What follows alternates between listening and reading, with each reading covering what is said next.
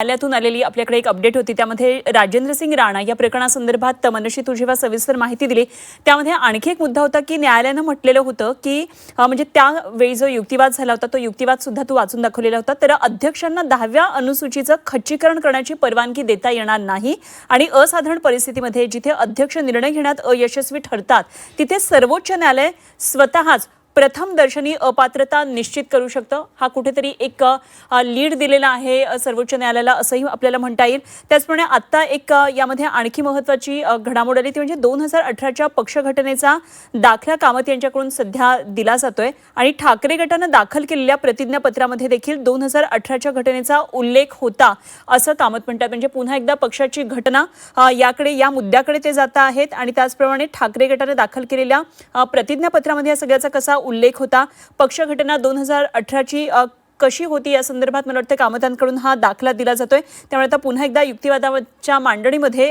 हा मुद्दा येताना दिसतोय। मनश्री, 2018च्या पक्षघटनेचा दाखला कामतांकडून पुन्हा एकदा दिला गेलेला आहे। खरं तर 2018ची जी घटना आहे ती अमान्य ठरवण्यात आली, त्यामध्ये बऱ्याचशा त्रुटी शोधण्यात आला। मात्र काल एक महत्त्वाचा मुद्दा, एक इंटरेस्टिंग मुद्दा खरं तर देवदत्त कामतांनी समोर आणलेला होता आणि कपिल सिब्बलांच्या युक्तिवादात सुद्धा तो हाच होता की जर 2018चं जी घटना होती ती जर तुम्हाला अमान्य असेल, त्याच्यात जर त्रुटी असेल आणि ती अलोकतांत्रिक असा शब्द वापरण्यात आला होता, जर अलोकतांत्रिक आहे असं तुमचं म्हणणं असेल तर त्याच आधारावर प्रतिज्ञापत्र दिली गेली शिंदेच्या गटाकडनं, शिंदेच्या आमदारांकडनं, शिंदेच्या सदस्यांकडनं, स्वतः एकनाथ शिंदेकडनं सुद्धा। जर त्याच घटनेच्या आधारावरती तुम्ही प्रतिज्ञापत्र देता आणि ती वकिलांची चूक आहे असं म्हणता तर 39 प्रतिज्ञापत्र 39 सदस्यांची, त्या 39 वकिलांनी चूक केली का असा एक लॉजिकल प्रश्न देवदत्त कामतांनी उपस्थित केलेला आहे। त्याच्यामुळे ठाकरे गटाने दाखल केलेल्या प्रतिज्ञापत्रात सुद्धा 2018च्या घटनेचा उल्लेख होता असा युक्तिवाद आता देवदत्त कामत करताना आपल्याला बघायला मिळतात।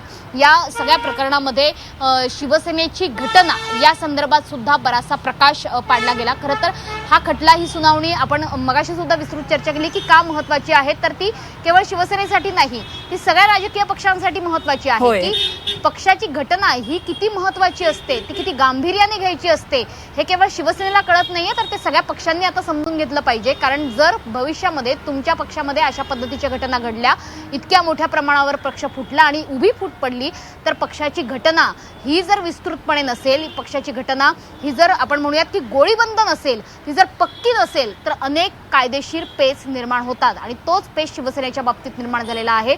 2018ची घटना ही अलोकतांत्रिक मानली गेली, ती घटना अमान्य, त्यामध्ये अनेक त्रुटी शोधल्या गेल्या, निवडणूक आयोगाने सुद्धा त्या त्रुटी सांगितल्या आणि त्याच्यानंतर 1999ची शेवटची घटना आमच्याकडे आहे असं निवडणूक आयोगाने म्हटलं। त्याच्यामुळे 2018ची सुधारित घटना ही महत्त्वाची ठरली शिवसेनेच्या या संपूर्ण खटल्याच्या दरम्यान। मात्र आता युक्तिवाद ठाकरेंच्या वकिलांकडनं अर्थातच त्यांच्या बाजूनच युक्तिवाद केला जाणार। त्यांचं म्हणणं हेच आहे की 2018च्या घटनेनुसारच प्रतिज्ञापत्र ही देण्यात आलेली होती आणि जर 2018ची घटना ही लोकतांत्रिक आहे असं अलोकतांत्रिक आहे असं तुम्ही म्हणताय तर मग ती प्रतिज्ञापत्र नेमकी कोणत्या आधारावरती तुम्ही दिली गेलेली होती, ती प्रतिज्ञापत्र निवडणूक आयोगाकडनं कशी मान्य झाली असा प्रश्न आता देवदत्त कामत उपस्थित करतायत।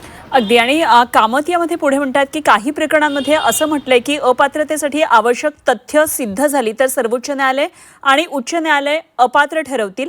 तर कामत यांनी न्यायालयीन निर्णयांचा यामध्ये संदर्भ दिलेला आहे आणि कामत यामध्ये म्हणतात की अंतिमतः न्यायाच्या पूर्ततेची कसोटी हीच खरी कसोटी आहे आणि पूर्ण न्याय देण्यासाठी माननीय न्यायाधीश अपात्र ठरवू शकतात। राजेंद्र सिंग राणा प्रकरणामध्ये माननीय न्यायाधीश म्हणाले की आम्ही अध्यक्षांना 10व्या अनुसूचीला निष्प्रभ करण्याची परवानगी देऊ शकत नाही। अशा प्रकारे कामतांनी मला वाटते आता त्या अंतिम टप्प्याकडे येतात आणि त्यामध्ये त्यांनी म्हटलंय की न्यायाच्या पूर्ततेची जी कसोटी आहे हीच खरी कसोटी आहे आणि पूर्ण न्याय देण्यासाठी न्यायाधीश अपात्र ठरवू शकतात असं त्यांनी म्हटलेलं आहे। तेव्हा न्यायालयाकडे सादर केलेल्या विविध कागदपत्रांचा कामत यांच्याकडून आता संदर्भ दिला जातोय। मनश्री, यामध्ये पुन्हा एकदा राजेंद्र सिंग राणा प्रकरणामध्ये माननीय न्यायाधीश त्यावेळी काय म्हणाले होते तर आम्ही अध्यक्षांना 10व्या अनुसूचीला निष्प्रभ करण्याची परवानगी देऊ शकत नाही आणि अशा प्रकारे तो अपात्रतेचा निर्णय झालेला होता। कामतांनी पुन्हा हा रेफरन्स द्यायला सुरुवात केलेली आहे। तर काही प्रकरणांमध्ये असं म्हटलंय की अपात्रतेसाठी आवश्यक तथ्य जर सिद्ध झाली तर सर्वोच्च न्यायालय, उच्च न्यायालय अपात्र ठरवू शकतात। यामध्ये एक महत्त्वाचं वाक्य कामतांचं आहे. ते म्हणतायत, राजेंद्रसिंह राणा प्रकरणाचा उल्लेख वारंवार आजच्या सुनावणीमध्ये येतोय. ते म्हणतायत की माननीय न्यायाधीश त्यावेळेस म्हणाले होते की आम्ही अध्यक्षांना 10व्या अनुसूचीला निष्प्रभ करण्याची परवानगी देऊ शकत नाही. राणा प्रकरणामध्ये हे स्टेटमेंट केलं गेलेलं होतं न्यायालयाकडून आणि तोच युक्तिवादामध्ये मुद्दा आता कामत सांगतात. आणि सगळ्यात महत्त्वाची अपडेट येते ते म्हणजे देवदत्त कामत यांचा आजचा युक्तिवाद हा संपलेला आहे. आणि हा युक्तिवाद संपवताना न्यायालयाकडे त्यांनी वेगवेगळी कागदपत्र सादर केलेली आहेत. कामतांकडून या वेगवेगळ्या कागदपत्रांचा संदर्भ दिला जातोय. राजेंद्रसिंह राणा प्रकरणाचा सगळ्यात महत्त्वाचा दाखला आज दिला गेलेला आहे.